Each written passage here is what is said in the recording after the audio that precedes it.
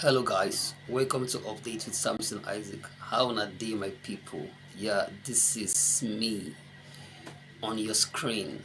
Okay, there are a lot of things that are going on right now in the country, Nigeria, and also in the world at large. The first message I want to give you is try create your peace. Create your own peace, create your own happiness, create your own joy. All right, there are a lot of topics right now on social media, from relationship to business to family. So what I'm doing here today is also adding my voice to existing facts, like my friend will always tell me, which is general. Stay with your opinion, but that does not mean you shouldn't learn the right thing. I repeat, stay with your opinion, but that does not mean you shouldn't learn the right thing. You know, every day, what makes a man grow is the fact that he's ready to learn. If you see someone who does not want to learn, you see somebody who is ready to fail.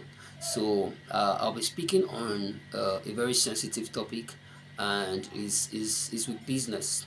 Is the character in buying and selling, in the place of the client and the place of the seller or the business owner. Like trading, let me use trading. So when there's the person who sells and there's the person who buys, whether goods or services, as long as there's a transaction. So I think there ought to be a character measures that needs to be upheld by these two persons, and one of it can drag from the place of understanding. Yeah.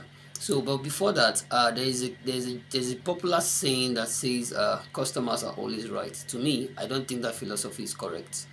Yeah, I don't really buy the idea. Yes, I don't really think, say, nah, wetin really makes sense. People who always use that term are people who are ready to make troubles in business, because in the first place, why do you want to remind people that customers are always right if you are not making a problem? So if you have understanding in business, you don't need to remind who the clients or who you're buying from, sorry, who you're buying from, that customers are always right. Yeah, you would develop a level of understanding and maturity to tackle whatever the issue is at that time, then so that you can have a smooth relationship. Because buying um there was a time, I think January, I was doing some write up on my WhatsApp page, and I was talking about trust and business. Yeah, and again, I still went further in my local conversation with my friends, and I also brought the fact that you still need some level of trust in business, because there's a place I can go to right now in the market. I will get some X amount of goods from the buyer, and maybe I'm trying to make transfer and it's not really working immediately. The buyer does not disturb, a seller does not disturb me. He knows that, okay, there's a level of trust. So the goods can be up to 70,000 or to 100K, and I can confidently leave that shop and go home. He knows I'm going to pay his money. Me, who is the buyer, I am conscious of the fact that I just collected a goods of this amount. The only thing in my head till I get home is until I pay that stuff. Now, this is where I'm going to be hitting. Some persons naturally love to owe people, and they will use this term, Nigeria they owe China, China never kill Nigeria. It is nice and necessary when you learn the attitude, or in short, I have a friend that will always tell you, don't buy if you don't have the money. I don't like the whole idea of window shopping. Uh, I don't like the fact that I go into a mall and you're like, oh, babe, let's check this stuff and let's see how this thing is. Sam, Alpha, let's check this stuff and see. I don't go. I'm not the party of that. I'm not interested.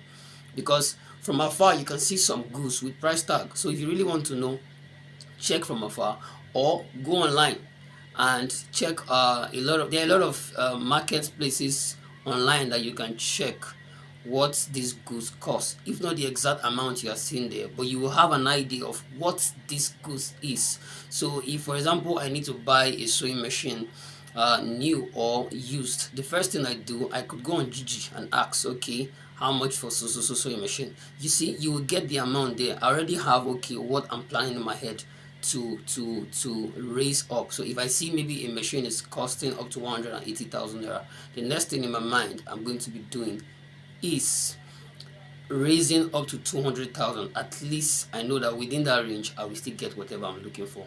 Window shopping, there's a reason I say that if I don't have money, there's no need for me going out to go and buy this stuff.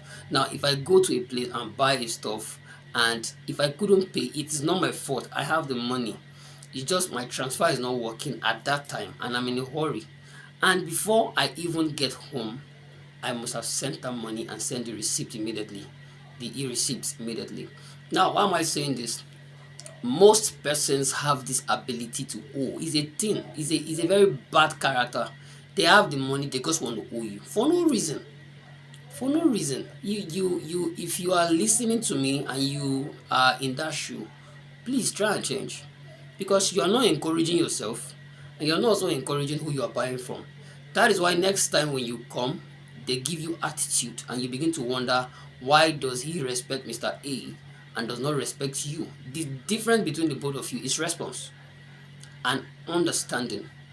No one understand. There are some sellers, someone like me for example, in my business or in my line of trade, I prefer you telling me, oh see, I don't have this money this week, give me 2 weeks, and in 2 weeks you keep to your words. If you come back next time, I don't need to doubt you. You understand? But not in the case that you owe and you are never in you don't even have it in your mind to want to pay, and when the person begins to bug you, you get embarrassed and get offended, and the next thing you hear, most of from my experience, most of them will be like, what is 100,000 naira? Can't you see my caliber? Or I'm not, that's not the exact word, but some will go out and tell you, what is 100,000 naira that I cannot pay, that you are disturbing me with phone calls. It's nothing to you, it's everything to that person. That could be his gain, or he has a lot. You don't even know how he came up with the fact that he deliver your services, he gave you your goods, and you just need to do your own part. Now the place of character, I think you're already picking what I'm saying, but there's this African tradition in business that is bad. What do I mean by this? There is this idea, this mentality of seniority, especially in a scenario where I am selling, and maybe I'm way younger to the person I'm selling to, and that person is quite elderly in age and has this bad attitude of owing. So I, from the age level, would want to respect his age at first and mind the way I ask for my money, which is my right. He will be offended because a young man is asking you of money. There is no age in business. Just let it go out of your mind in Africa. Let it go out of your mind. For the fact that you stood up from your house to go and buy something, or I cannot go to a barbering salon and cut my hair and go home. And even if I would go home, there must be a source of relationship between me and this person over time that must have developed trust. And the next thing is, okay, don't worry, if I get home I'll give you your money. Maybe I'm not having it, especially in this cashless policy right now. Maybe I'm not really having that cash at hand. I'll be like, okay guy, Alpha, before evening time I will give you your money. And the only thing that will be in my head is, till I pay you, I can't rest. So this the character here that I'm talking about, the business character I'm talking about, is, please, Africans should learn how to remove seniority, in quote, I don't know if that word is correct, or age when it comes to dealing with business. You came to buy, pay. If you don't have, communicate. Tell the person, I don't have now, I will give you so time. And be a man or a woman of your word. Don't go and collect hair for credit and you don't pay and you are being embarrassed. You take loan, you can't meet up, they are asking you for payment, you are not even responding, you off your phone. You see attitude. And the funny thing about this is that when these persons are coming to collect these goods or take these services, they are very innocent. You see the maturity in them, you see the innocence in them, the whole attitude that needs to be displayed will be shown to 100% level. Or I don't even know the best word to use there, but you understand what I'm saying. But the moment this goods is being collected, the moment these services is being achieved, they begin to go after you for money. They need to call you, your phone is switched off. If the person mistakenly meets you on the way, you begin to bring stories like you lost your mother, you lost your father, and this. So this is one of the things that is crumbling economy. In a sense, psychologically, it doesn't make sense. So that's why over time, you see people who are trying to strive in their business. When you come to them and they know your attitude, they don't sell to you. They don't sell to you, and if they must sell to you, they begin to give you rules, and now you are angry.